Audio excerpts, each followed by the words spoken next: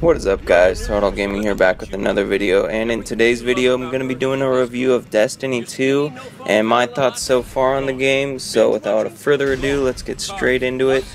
Destiny 2 is by far my favorite game of 2017, and not just because I'm a fan and played a ton of the original, but because whether you're brand new to the series or you're a veteran like myself, the game is fresh and it's not too difficult to grasp like other shooters per se. So, this review will be covering a major part of the game and a lot of spoilers ahead, so here's your spoiler alert, guys. Just, there's that out there, so don't get too shocked if I go ahead and spoil something.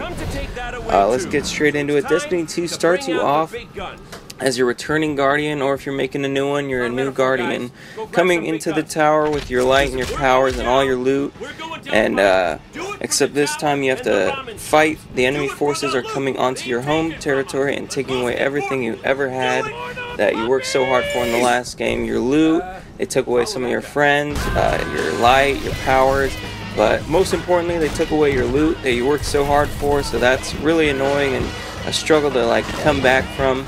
So having to fight back for your powers and restore all that was lost makes the story like super intriguing and makes you want to go to the next mission right away and just find out what happens next.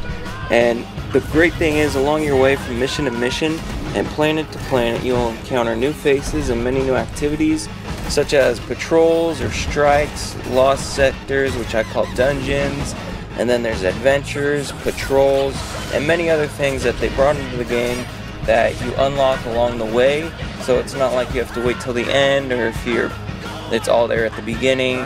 You get things as you progress, and you can do those activities, or you can just continue through the story. It's your choice, really. They really give you all the options you could ever want, so that's really nice.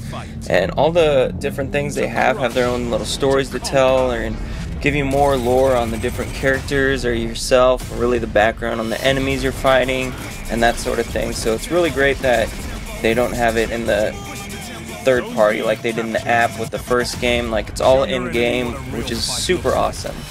And then after completing the story, which I think it was about 15 missions or 5 to 6 hours of playing, I still haven't even come close to completing the whole game. I still have a bunch of those activities I just listed off to do, probably at least a couple dozen.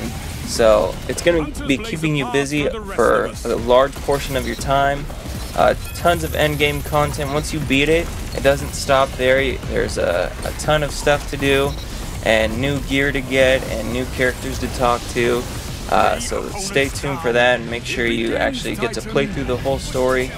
And on top of this, they still have new modes being released, where I think either next week the raid's coming out, or the week after, and then after that there's Trials of the Nine, which is competitive multiplayer, kind of like Trials of Osiris from the original Destiny, where it's 3v3 or it might be 4v4 this time around, competitive play of the game mode Survival. And just when it seems like, you know, there's not much more to do, or you've reached the max, they always find ways to bring you back in, whether it's the Nightfall or getting gear or strikes specific loot and that sort of thing, or new exotics. So the new loot system is really great because it does work in a sort of way where you don't have to go in and switch your gear out to put the highest gear on. It automatically knows what your highest gear is, and when you pick up new gear, it's going to be higher light than what you already have. So it makes it really fun, and so it doesn't take away from the gameplay where you have to switch it out manually. It just makes it smooth, and the amount of loot you get too is perfect. Like, it's not too little. Like in Destiny 1, it doesn't feel like, oh, we were holding back, so now here's a ton of loot. It feels like you actually earn the loot you get, and that it's not charity, you know, or something like you didn't really deserve it, but here you go, we're giving you loot anyways. So they really made a good balance of it, and the new legendaries and exotics are always amazing to get when you see those engrams drop. So they really did a good job there. And then on top of all this, there's the Crucible, or the PvP side of the game, excuse me, which is, they did a fantastic job in the game types and the new modes, maps, and how they all just work together. Especially, they have 2 different playlists right now. There's the quick play, which does different modes like domination, team deathmatch, supremacy, and then there's a competitive side where they do more survival or like search and destroy type modes, where it's the 4v4, where at first coming in from the old Destiny it was 6v6, and I was a little worried the 4v4 might seem too dull or lackluster, but it really just feels balanced, and that it's fun when you're 2 against 4, 1 against 4 in the new game mode survival, where you just kind of have to put the backpacks on and carry your team to victory. It's super fun to see that and have that happen. So if you're into the competitive side, I would highly recommend checking out Crucible, because it's super fun. Doesn't seem overpowered, and like some characters' abilities don't seem overpowered. Guns, if you guys didn't know, in Crucible, gun levels, light levels, doesn't really matter that much. It's all the powers are considered the same, and it's really just for skill is how they balance that. And so while this game is great, there are a few shortcomings that I noticed, so just gonna get into those.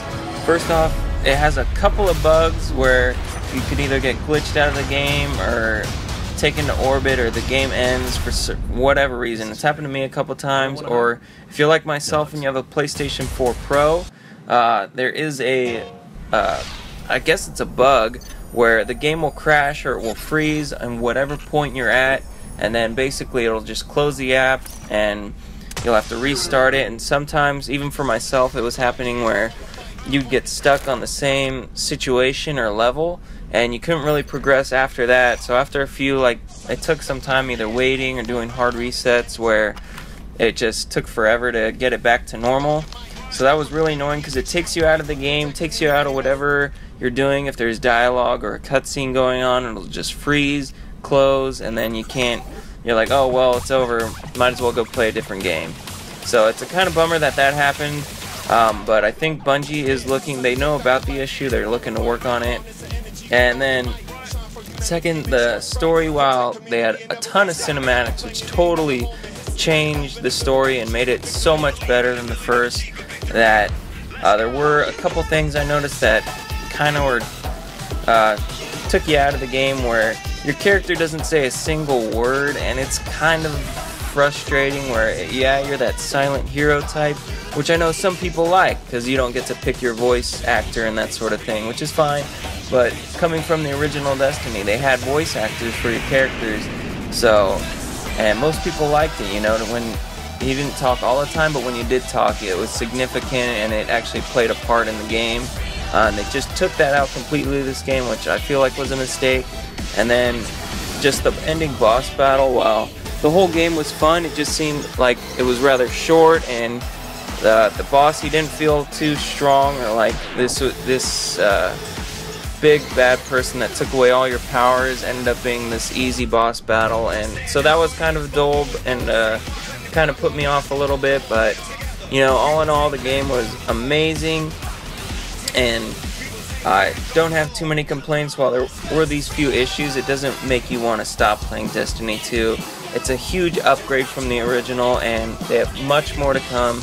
And with the seemingly never-ending content, it just keeps you coming back for more, and the new loot feels so much better when you get it than in the original. So honestly guys, I gotta highly recommend this if you're a fan of the original. If you're just looking for a new first-person shooter to play, Destiny 2 is a great game, and I would say it's a 9 out of 10, just because all the great things they have added and all the feedback they listened to and how they just gave back to the community and gave us what we wanted, really. I just highly recommend this game for you guys. And I think that's going to do it for us here.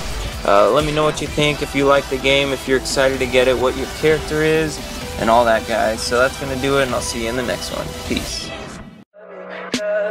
Tell me pretty lies, look me in the face, tell me that you love me, even if it's fake.